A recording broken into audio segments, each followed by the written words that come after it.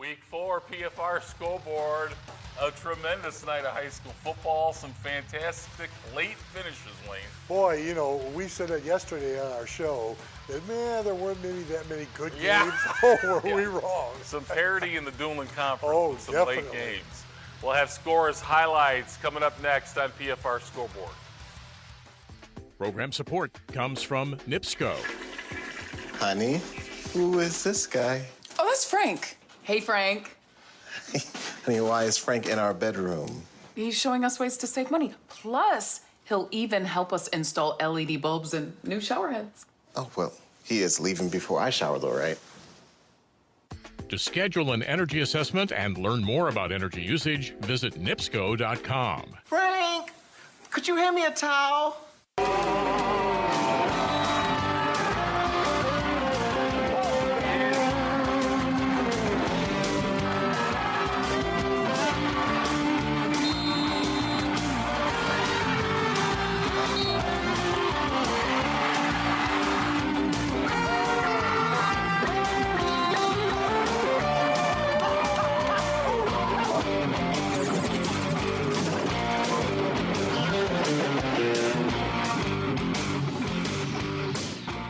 Alrighty, week 4 PFR Scoreboard. Some great high school football tonight. Some fantastic finishes. Let's get to the highlights. We start off first with a little bit of a surprise to me. Oh, yeah, me too. And I think Morton is one of the surprise teams of the year right now after 4 weeks of the high school football season. You know, they played well against Lowell last week. And, Very well. And didn't get a victory there, but they played well. And tonight they came back and they were at Munster and they played well. And boy, this is a big victory for them. You know, we were critical of Lowell last week, but we should have probably been more given more praise to Morton because they were outstanding last week and then came up with another big win tonight. Let's check out some of the highlights. Munster and Morton. We thought this was a crucial game tonight for Munster from the standpoint that with their young team, would they be able to put a couple of big games back to back? Yeah, and especially, you know, the fact that Vince Bravo played well last week for Munster. But boy, the young quarterback for Morton, Prather, really did a nice job. Well, there's Keyshawn Prather right there catching the football, number 23. Now, Eric Johnson, we heard from Coach Kinzer afterwards, is finally getting healthy. He was a little dinged up to start the year. Prather there again with another catch. But Eric Johnson, number 1, had a huge night tonight. And they're getting some improved, some great defensive play right there by Munster against Prather. Munster got some offense tonight, but, you know, Morton held Lowell to 19 points, and we're seeing some great defense there as you see Vinny Bravo go in. We're seeing some very good defense from Morton tonight, although that's underthrown and a bad throw interception for the Mustangs. It gets them in shape deep in Morton territory. You know, one of the things that hurt Munster tonight was that there were a number of drop passes from Bravo to his receivers, and they just didn't get to catch the ball well. Here's Eric Johnson here bouncing off and getting outside. Oh, yeah. He had a hamstring problem early on, but tonight he probably ran with authority. Beautiful throw there and a touchdown catch to Prather. Keyshawn Prather, outstanding. There's another nice run.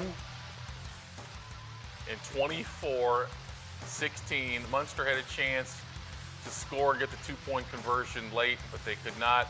Morton's defense holds on, and they get another victory.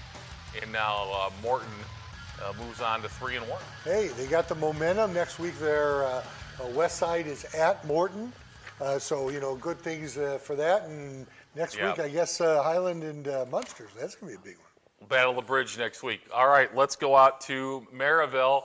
Portage in Maryville, and it looked like the Indians would get off to a great start in this one, and then maybe win going away, but Maryville came back in this ball game. They did. They made a nice comeback. Boy, I tell you. Let's check out some of the highlights from Demery Stadium. Both these teams undefeated in the DAC, even though everyone is given the nod to Valpo out of the gate. Maceo had another huge night. Portage got off to this lead very early. This is Sterling Lawrence with a return. And Maryville was down 20-7 at one point. Yeah, it looked like this was going to be over, but they did. Kudos to them for fighting back in this ball game. Here's a little option left. And this is Michael McGregor. And then Tommy's joining us, and we're going to see Anthony Maceo here, Tommy. Obviously, when there's time on the clock, he can make things happen. Numerous Maryville tacklers missing him there. Look at that. Look at that. And what makes it even worse for the opposition is that he can also throw the football too, but this is highlight film stuff right here. Yeah, that's the defensive coordinator's nightmare because they had 4 or 5 defenders in position to make the tackle. But Maryville, like we said, they would fight back in this ball game and even take the lead. You know, Cameron, right? You go ahead. Yeah, the funny thing about it is, as bad as Maryville started, a win tonight, and they'd be tied for the top spot. Yeah, exactly. Right. And they had that in sights. Going late, Marcus Fielder here with a TD catch for the Pirates. Maryville has found themselves a little bit. Ben Rose has been running the ball very good. They've taken the lead in this game, but they made the mistake that so many teams have made over the last couple of years, folks. You cannot let any time on the clock and have Anthony Maceo with a chance to win the ball. Yeah. Maryville got the ball back up 1 with a few minutes to go in the game, and they were unable to get a first down. They went 3 and out, and that is disaster when you give the ball back to Anthony Maceo. And we just saw the pass for the touchdown. That's an arm there. That kid can throw the football. 62-yard touchdown pass. Wow, and it wasn't with a lot of yards after catch. That was straight up catching it on the fly. His throwing has improved greatly this year. Angel Sanchez with a TD catch. Portage, we got to update that score. Portage won 28-21. 28-21. They were down 21-20, scored inside of a minute, got the 2-point conversion. Maryville actually got the ball back with some seconds left, got to midfield, but were unable to do anything more. We actually ran out of time. Hey guys, look at that last slide on the screen. How would you like to have a ticket to that one? Crown Point versus Portage. That's going to be fun next week. That'll be good, but Maryville, Michigan City should be pretty good. That should be pretty good as too. well. Yeah, exactly. So 28-20, Portage beats. There we go. 28-21, Portage beats Maryville with one of the late scores. We have another one coming up as well. But Portage still right there and tied for first place in the dueling. Yeah, and playing very, very well. And playing Valparaiso later in the month. I actually said on the radio they played them earlier this season. I've since gotten over that problem. But they play Valparaiso later in the season. That should be a 4-star matchup. Well, yeah, and again, we go back to Mishawaka and Lowell, first 2 games. 0-2, but that prepared them for this dueling conference season. They got some things worked out. Very impressive last week against Lake Central, and with a late victory. Again, if you remember last year, Maryville dodged a bullet. Portage had a chance to beat him on that last drive last year during the regular season and was unable to do it. All right, let's go out to Wheeler. Whiting in. And Wayne, you said on the radio, it is very difficult to play with the pressure of the red check mark on your back. Yes, I do. So let's go to the highlights from out at Wheeler, where the Bearcats got off to a great start, 14-0 lead, and then I think the pressure of the check mark, it came down on them. They had some turnover problems, to say the least, in the second half tonight. I mean, you can feel the pressure of the check mark when you watch the program. Please, Joe, do not check mark Tommy Williams. But here's Wheeler getting off to the start you were talking about. They got off to a great start. Yeah, exactly. And they're low in numbers, as is Whiting. That's not an excuse, but especially in a game like this, a couple of small schools. But Whiting and Mr. Davenport took over today. Jeez. You know, Sammy, our cameraman, was saying this guy is a man among boys, and he would just lower his head and just knock people down. Unfortunately, there was a fumble there. Yeah, fumble there. They weren't leaving much to the imagination in the play calling. It was, here it is, see if you can stop us, and they couldn't. And they couldn't, you're right. It was a nice run there. Nice change of direction coming back this way and gets it inside to about the 8-yard line. This was kind of a slugfest in the second half. There he is. That's Davenport, right? No, that's Wheeler. Okay. That's Wheeler in the orange, and then we'll see them coming up with Whiting. I think Wheeler dropped 2 consecutive punts in the second half, and so Whiting actually had the ball really 3 different possessions in a row, or kickoff. Maybe they dropped the kickoff. There he is. Set up by a great kick return. There you go. Always trust anybody named Tommy. Oh yeah, that's just a wrestling match there. Yeah. Wow. Whoa. That's a rugby scrum. Yeah. And every play you see is in between the tackles. I love it. Serious That's in some between the smash tackles mouth. football. Some smash mouth Oiler football. Yeah, and give the Oilers credit because they have come off 2 bad weeks in a row. They come back on the road, no less, and there's a good run by Wheeler there, but Whiting comes back and picks up the W. Well, they're just direct snapping it. Yeah, they're just we don't need a quarterback. Keep it simple. Keep it simple. Give him another blocker. That's not even fair. 36-14, Whiting over Wheeler. All right, let's get to the scoreboard. In week 4, we've got our game of the week still to come, and it was a great game to say the least. On the board, LaPorte hung on. They dominated the first half on the ground, but Chesterton came back. The Slicers hang on 20-18. Tyler Gomez, 4 touchdown runs. Crown Point dominated LC on the ground today. Boy, they really did, and Gomez and running behind that big line of Crown Point. And Lake Central is going to have to find a way to fix that defense. Yeah, because don't forget, they got burnt by Maceo the week before. That's right. 5 touchdowns. So they've got to work on that run defense. Yeah, no question. They're being taken advantage of a little bit. And Drain bounces back with a win over Hammond tonight. Oh, nice win, too. Hammond's no slug, so give Andrian credit. Another team that came in with their heads down, perhaps, but they came back and won big tonight.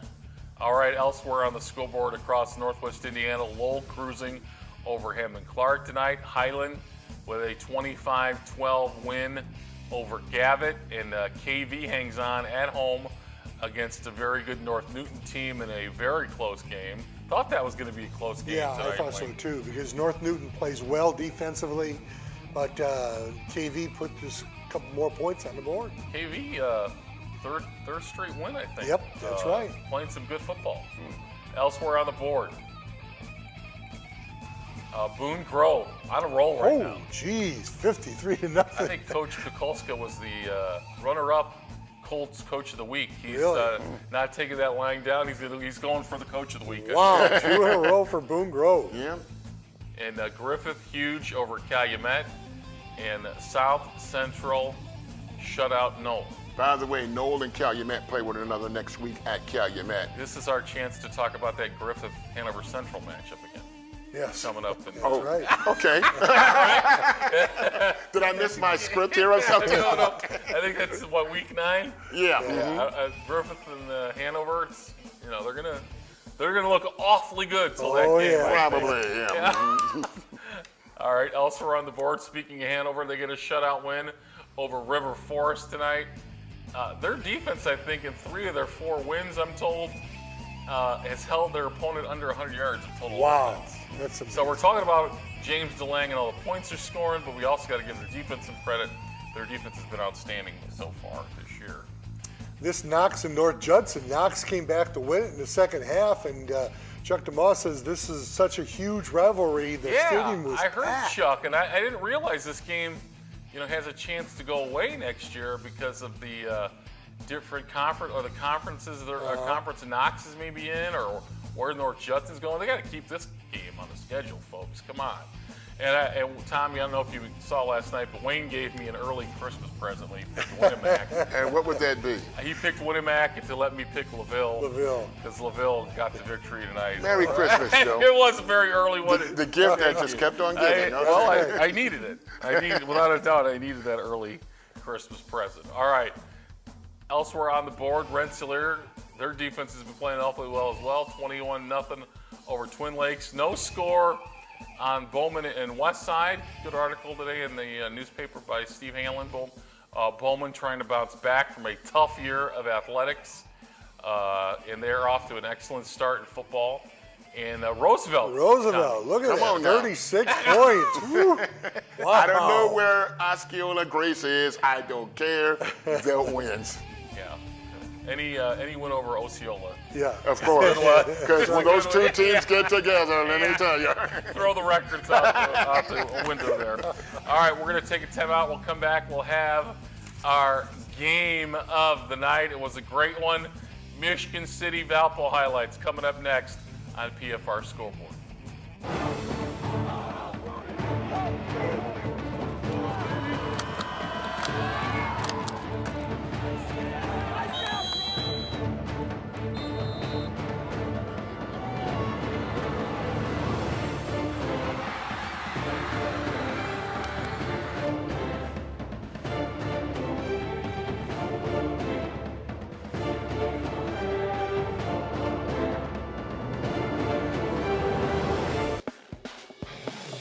For more information on everything Prep football, visit us on Facebook or on Twitter at PFR Sports.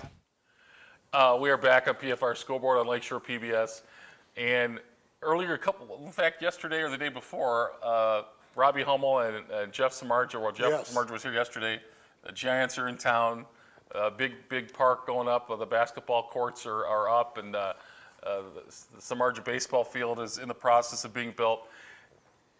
I don't think you can pay a high school football player a bigger compliment than saying you had a Jeff Samardzija-like week or Glenn Robinson-like week. Mm-hmm. Well, Michael Scarcella has had a Jeff Samardzija-type week with Jeff Samardzija being here yesterday.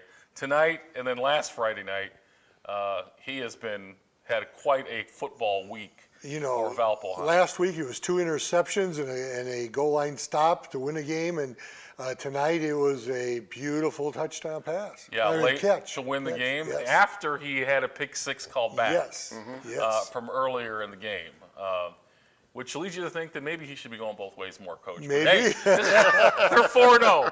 Don't let's not say anything. All right, let's go to the highlights. City and I can report from Valpo, because my home is not far away, that the fireworks before the game were very loud and very good. Wow.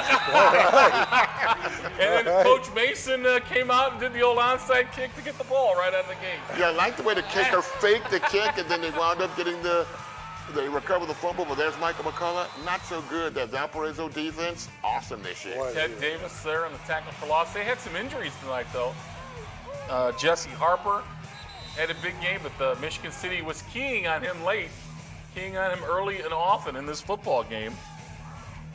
Here's some Valpo defense. Another tackle for loss. Brennan Bailey. Although they lost Joey McIntyre, he got banged up in this game, and Jake Evans got hurt as well. And Reese Crossan, though, played pretty well tonight. Yes, he did. Yeah. He had 1 interception, but the rest of the game, he managed the game very well, managed the time. And just did an excellent job. Relief of Jake LeFew. That was Sam Bernardi with the catch we saw earlier. And Michigan City would work their way in to take the lead in the fourth quarter in this game before the dramatics began in the final 3 minutes of the ball game. But Michigan City had problems against that Valparaiso defense. But then again, who hasn't? Ball loose right there. Michigan City was trying to get outside a lot, as you see in these highlights, and Valpo just diagnosed that very well. Here's Eddie Curry, not the former Bull. I was about to say that. Looks awfully short. Oh, okay, gotcha. Well, this Eddie Curry is a player, though, there. Oh, no doubt. McCullough with a beautiful throw and a nice catch. Jelani Griffin Another nice throw Another on the nice run. one. Cameron Muhammad with a catch. I think he's one of those Chesterton transfers. There's that fumble. Tyler fumble-itis. Bucher, fumble recovery. Now here's the pick six for Michigan City. Yeah, and here's where Crossan shows his true colors because throws the pick here, but when you needed him to come through in the clutch later, he came Well, through. I think that's he didn't lose his composure. Right, exactly. He stayed confident.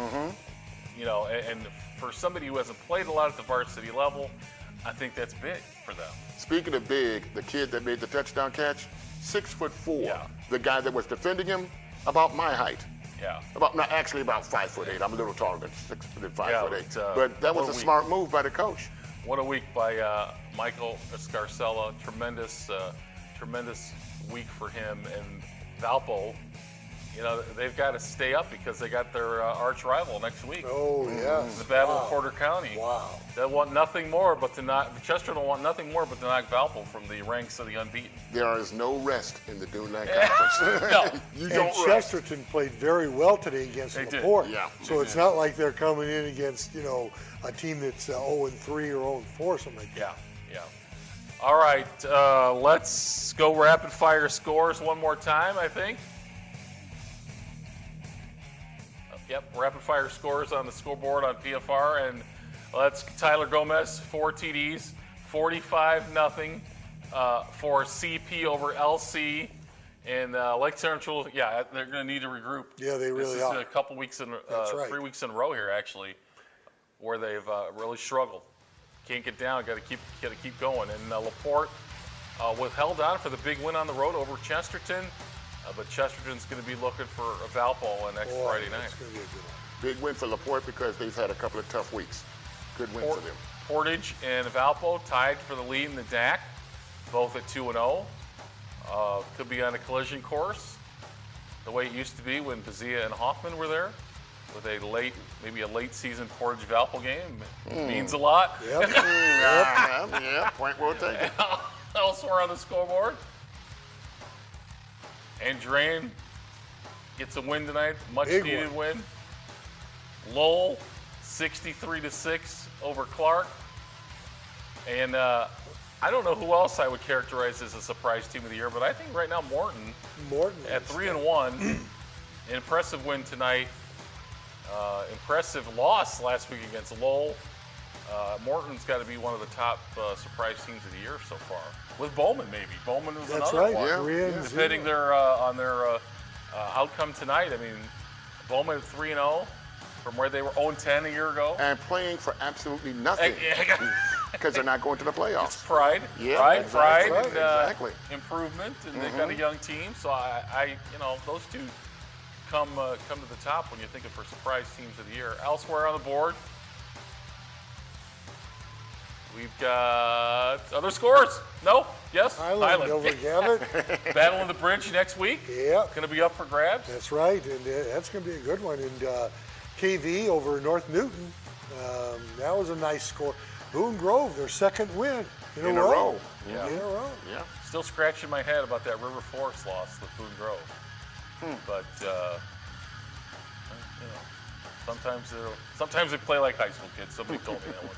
Griffith 60-0. Griffith and Hanover. I'm still looking forward to it. They might not have a tough game till then, either one of them. But that's gonna be the game of the year, really. Circle that matchup. Well, so we're previewing it already. South Central 22-0 over Knoll. Hanover gets it done, boy. And this was a game that DeLang had a good game, but not a 5-touchdown game. No, really, their defense was the story Right, tonight. that's right. Their defense has been outstanding all year. And DeLang with a nice day because he had a nice article in the paper on him today. Yes, Whiting, Yeah. Wayne stayed with them and they delivered tonight after Boy, they getting down did. early. He was Tommy sweating in the Davenport radio put studio. 14-0 early. I know that he saw that score. I did. They rebounded though.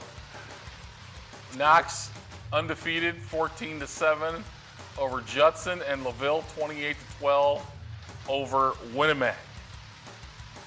Not really a knockout match. Rensselaer 21-0 don't forget, Hobart and East Chicago play tomorrow. Tomorrow night. 11 a.m. Tomorrow afternoon. Yeah, Yep. and Valpo, what a game, 17-14.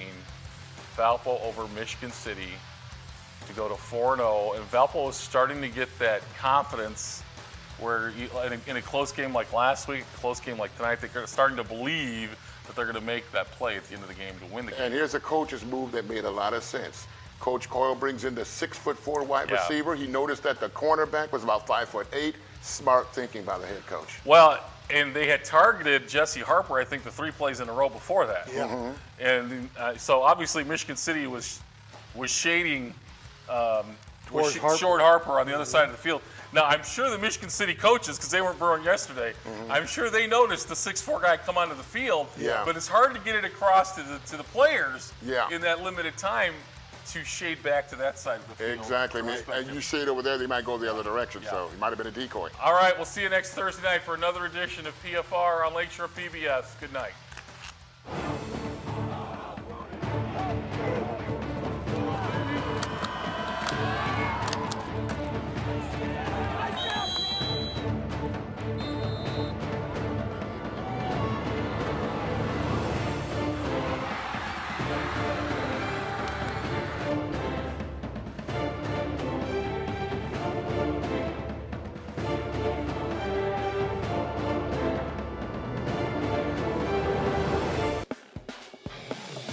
For more information on everything Prep football, visit us on Facebook or on Twitter at PFR Sports. Program support comes from NIPSCO.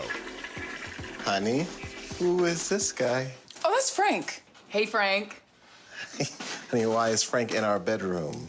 He's showing us ways to save money. Plus, he'll even help us install LED bulbs and new shower heads. Oh, well, he is leaving before I shower, though, right?